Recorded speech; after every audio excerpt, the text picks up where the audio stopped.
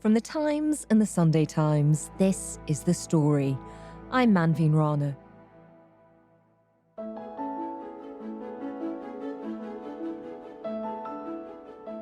It was only back in March that the White House became the unlikely backdrop for an ad campaign, and the President of the United States of America found himself plugging a certain car company owned by a certain friend. So I just wanted to make a statement. I'm going to buy one. I know he'd give me a discount, but honestly, I don't want to ask for one. You know, I'm president, so I want to pay full price. What a difference 4 months makes.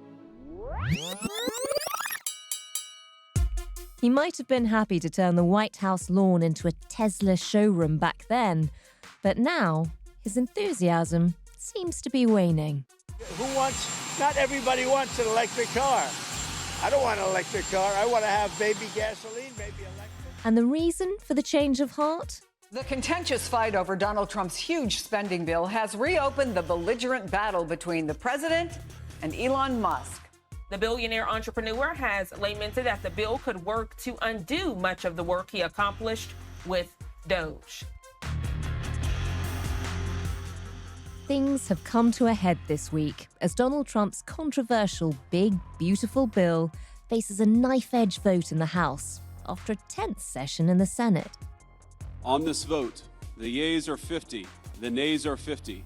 The Senate being evenly divided, the Vice President votes in the affirmative. The bill as amended is passed.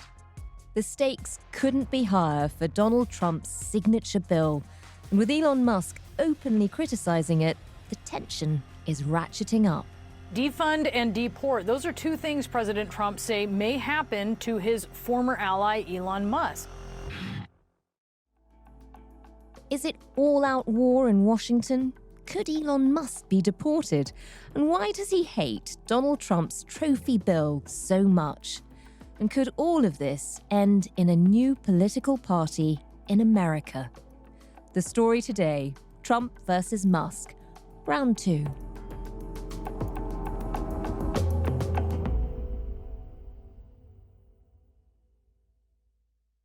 So, Lara, would you mind just starting by introducing yourself to our listeners with your new title? I'm Lara Spirit and I am a Washington correspondent at The Times. Talk us through the latest iteration of Musk and Trump. Why are we suddenly talking about them again? We thought that this might be a story that had calmed down for a while, and it calmed down for a matter of weeks. But Elon Musk, Trump's one-time billionaire backer and, of course, a special government employee who wanted to revolutionize spending in government by cutting it, fell out dramatically with Trump about a month ago. Congress has been moving to try and pass this massive bill of Trump's, the so-called One Big Beautiful Bill. And Elon Musk hates this bill. He's always hated this bill. It catalyzed the first big falling out with Trump. And he couldn't quite help but make his feelings known on this bill again. And they've had another public spat, which is coming at a very delicate time for President Trump, who was looking at trying to pass his bill through the Senate by an absolute whisker. It only passed by a single vote. And Elon Musk's intervention has caused another big headache for Trump. And he's not responding well. I mean, just talk us through that. Yes, so the scene is, it's the morning. Trump is about to travel to Florida. Good morning. And he's talking to reporters. And so Trump is asked about this situation. And he basically puts Elon Musk's opposition to this bill down to hit the cuts that it will have for electric vehicle mandates. Nothing, he's upset that he's losing his EV mandate, and he's very upset about things. He also suggests perhaps that Doge, i.e. the Department of Government Efficiency, which is shorthand for cost-cutting exercises in government, may well even be applied to some of Elon Musk's businesses. We might have to put Doge on Elon. You know what Doge is? Doge is the monster that might have to go back and eat Elon. Wouldn't that be terrible? Because they, of course, have benefited from government subsidies in the past. There was also a question about whether or not Musk may even be deported. But, he could lose a lot more than that. I can tell you right now. Hey, Elon can lose a lot more than that. Trump not leaning into this, but also not dismissing it completely outright. Of course, I don't think many people seriously think that Musk is going to be I mean, is that even deported. possible? There were some questions about whether or not he worked fully legally in the US before he became a naturalized citizen, but nobody, I think, really thinks that he is at risk of being deported.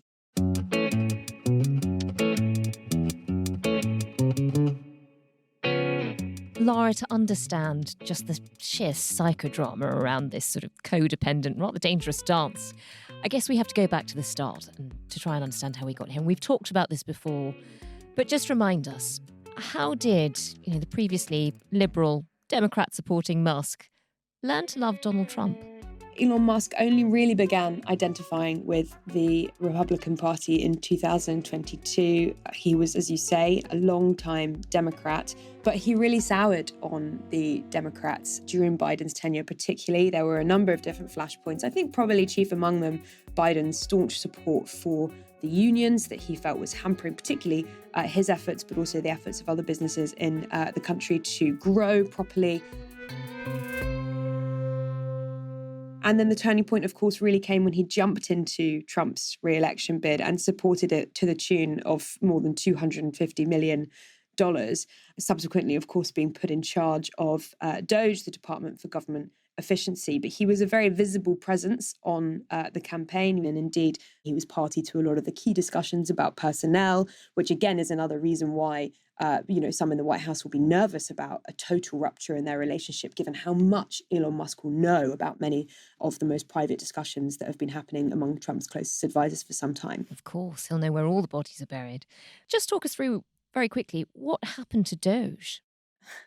I think for anybody who says that Doge didn't have any impact, or indeed that when Musk finished his tenure as a special government employee, it hadn't cut significant amount of government spending, need only look at what happened to US aid, which was basically fully dismantled. And there's research in the Lancet Medical Journal that finds that those deep funding cuts, really deep funding cuts, and its dismantling could result in more than 14 million additional deaths by 2030. But there were wider moves to cut staff from a whole variety of government agencies. There was a deep sense that nobody really was safe in this massive cut to government spending.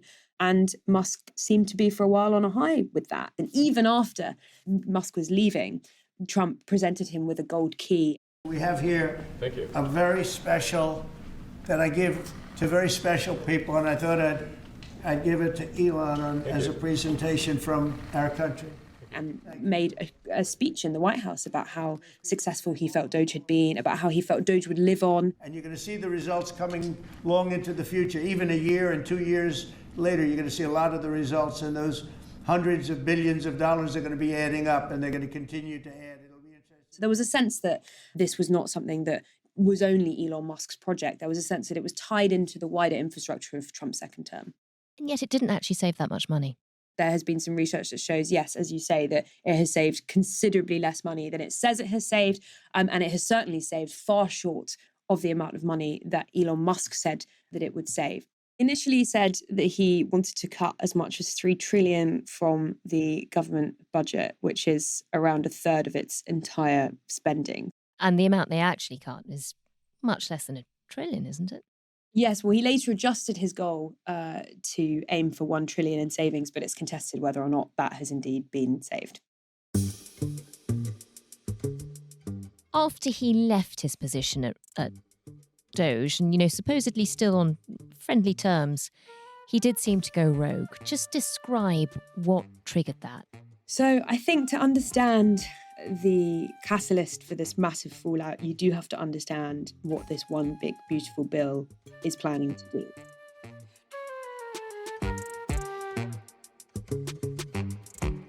So this bill is Trump's signature domestic policy bill for his second term, and it is seeking primarily to extend what he and many around him see as one of the key successes of his first term, which was those massive tax cuts in 2017. And they want to extend those in part by making quite steep cuts to things like Medicaid and food assistance. But they also want to do things like make cuts to renewable energy programs and grants. And EV tax credits, which are, of course, credits which help manufacturers make electric vehicles.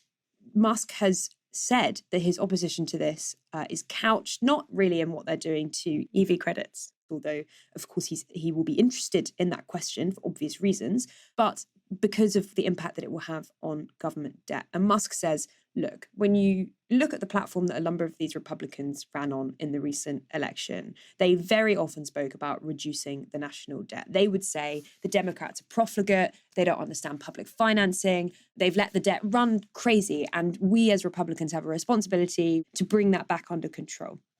And yet, if you look at the most recent Senate iteration of this bill, the Congressional Budget Office, which are forecasters, say that it will add as much as 3.3 trillion to the national debt over a decade. And that's with a tax cut of as much as 4.5 trillion. So they're trying to offset that with things like more than $1 trillion in cuts to Medicaid. Basically cutting from the poorest in order to fund tax cuts higher up. It's not as simple as saying these are tax cuts that will only benefit rich people, but there is definitely the case that you would say these would disproportionately benefit wealthier people. That said, this is not Elon Musk's. This is not what Elon Musk is talking about, cuts to Medicaid. Elon Musk is talking about the fact that he uses the words debt slavery. He's saying this will hike the public debt, and Republicans who vote for it are not only irresponsible, but they're going to face a threat from me in future elections. And this is where I think it gets really interesting.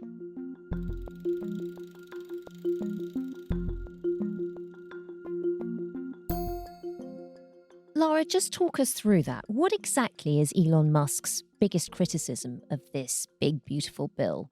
Yes, so he started his criticism much earlier than this, before he'd even fully left Doge, by saying that he was disappointed with the bill because it adds to the government deficit when what he was trying to do in Doge was in part to reduce that. And you do have to look at the work of Doge and say, okay, well, if the chief diagnosis that you're making in Doge is government spending is getting out of control, and then you're looking at this bill and you're saying, okay, this is estimated to add as much as 3.3 trillion to the debt levels over the next 10 years, then you would say there might be a mismatch there. It's not totally clear that there's harmony in the government, in the Trump priorities in this particular area. And Musk is really teasing with that tension. He's saying, okay, I'm not super comfortable with this.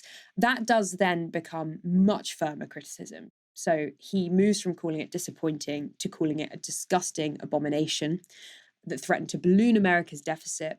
And this becomes a massive fight that grows out of this criticism of the bill. They end up getting quite personal with each other. Trump ends up actually hitting back at Musk during this period, saying that he'd asked Musk to leave, that Musk had gone crazy. Musk was disputing that. And there was a period, an afternoon here in Washington, where everyone was just glued to their computers and laptops and phones, switching between Truth Social, which is the platform that, of course, Trump uses, and X, which is the platform that Musk uses and owns, for their latest comments on this. And it became an extraordinary public breakdown in one of the most interesting and consequential political relationships of the last year or so. And just remind us how bad it got, because Elon Musk at that point was tweeting some very personal allegations at Donald Trump. So Musk implicated Trump in the Jeffrey Epstein files, documents that concern that notorious New York paedophile, and suggested also that Trump should be impeached and replaced by J.D. Vance, the vice president. He deleted those tweets later, and we should say there's no evidence that Trump engaged in criminal activity with Epstein at all, and he's denied any wrongdoing. Musk even later said that he regretted some of the things that he said, that they went too far. And I think that has been widely understood to be related particularly to those comments about Epstein. But that was just a complete jaw-dropping moment. The fact that this relationship had soured to such an extent that Musk was tweeting things like this. But we did have this moment where Elon Musk did seem to back down. There were people jumping in on social media who knew them both. Almost, it was like watching couples counselling happening in live time. It did feel like there was a de-escalation. Trump gave his first interview since the strikes on Iran to Fox News, which was broadcast at the weekend. Mr. President, have you spoken to Elon Musk? What happened there? I think he's a wonderful guy. I haven't spoken to him much, but I think Elon is a wonderful guy, and I know he's going to do well always. He's a smart guy, and he actually went and campaigned with me, and this and that. But he got a little bit upset, and that wasn't appropriate. Clearly sounding very positive about Elon Musk. Caroline Leavitt, the press secretary, had previously said that he'd sort of appreciated some of the moves that Musk had made to improve that relationship. But we ended up back in this position, it appears, because of this bill and this bill entering its final stages. Lara, we'd got to the point where we thought both sides had backed down in this row. Talk us through how it all kicked off again. So the reason this kicked off again was, of course, this bill entering the final stages. Trump has set a deadline for this Friday, the 4th of July, to have that passed. And clearly Musk was looking at the Senate bill, which was more expensive. It was adding more to the national debt than the bill that had gone through the House. And he just couldn't help himself. He couldn't help himself from responding to this and renewing his criticism of this bill once again. And so senators are locked in to the chamber on the Capitol Hill. Over the weekend, they're voting for hours upon hours, and there are a number of holdout senators who are trying to get concessions. And it's a very nervous time for the White House because they know that they can only lose 3 votes to keep and still keep this bill alive. They are negotiating clearly very, very, very intensely with the remaining holdouts about the future of this massive bill, which is encompassing all of Trump's key legislative priorities: money for border security, money for defense, as I say, those big tax cuts as well. And into this, Elon Musk intervenes once again to call the bill utterly insane and destructive.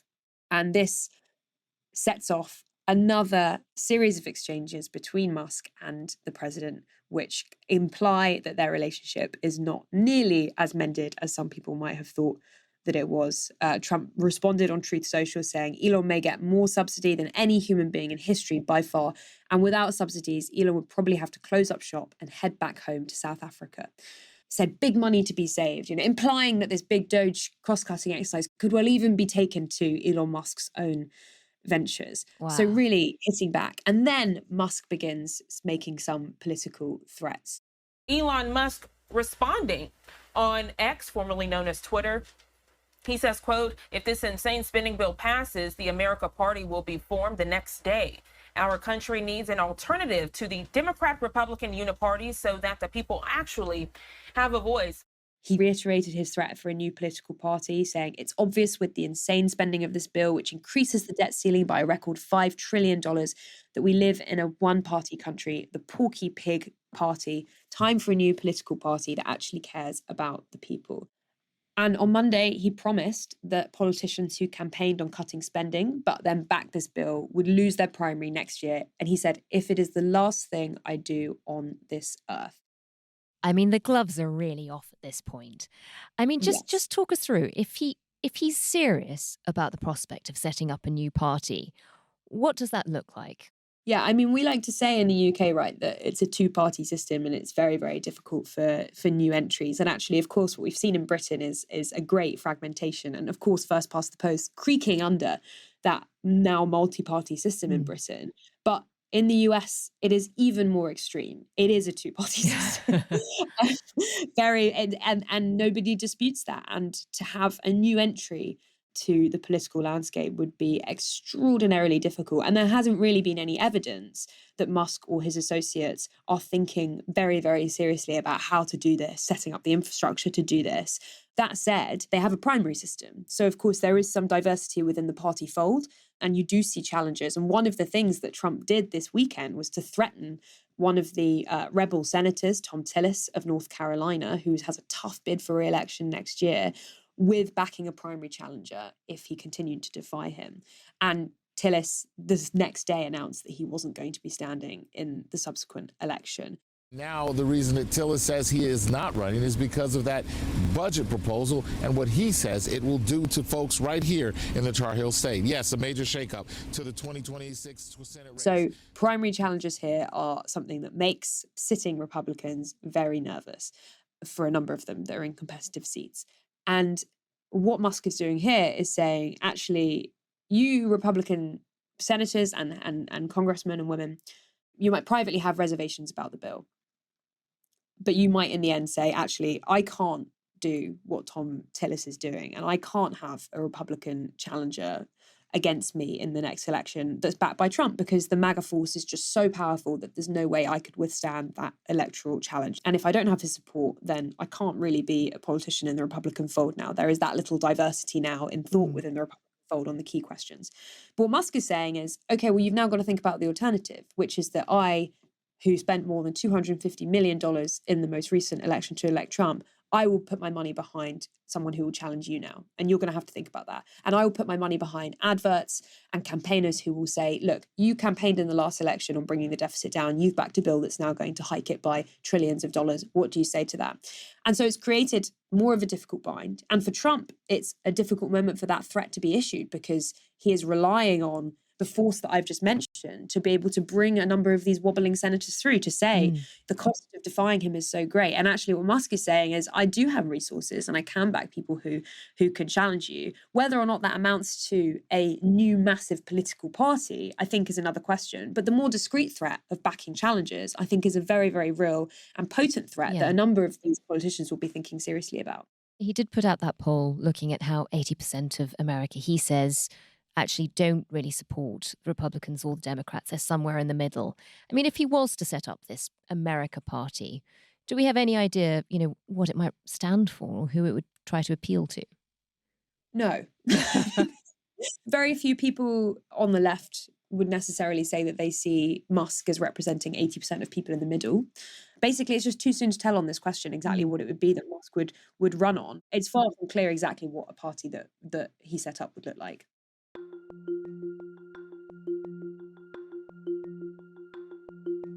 How has Donald Trump responded to this new political threat that Elon Musk seems to be posing? Well, when Musk mooted this new party back in June, Trump did say that there would be serious consequences if he chose to go through with it. And you do have to remember that Musk did, subsequent to that massive fallout, as I say, delete those posts, the more serious posts, and also take moves, it seemed, to reconcile with Trump.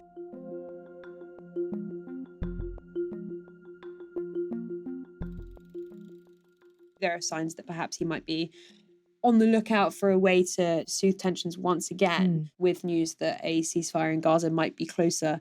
He has, in the last 24 hours or so, he has said credits where credit's due. There are clearly things that are holding Musk back from a total irrevocable rupture with Trump. And I think that will be one of the reasons why he thinks maybe not.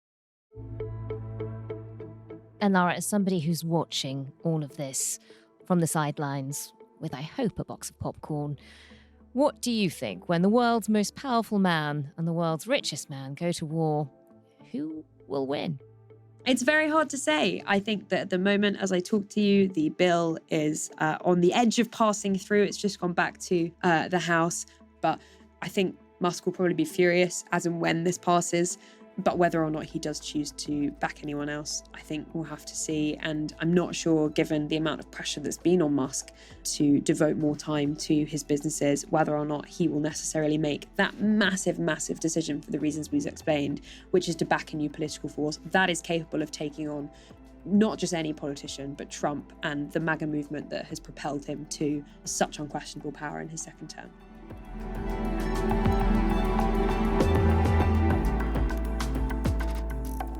That was Lara Spirit, Washington correspondent at The Times. The producers today were Olivia Case and Hannah Farrell. The executive producer was Fiona Leach. Sound design was by David Crackles, and theme composition was by Mal Lassetto.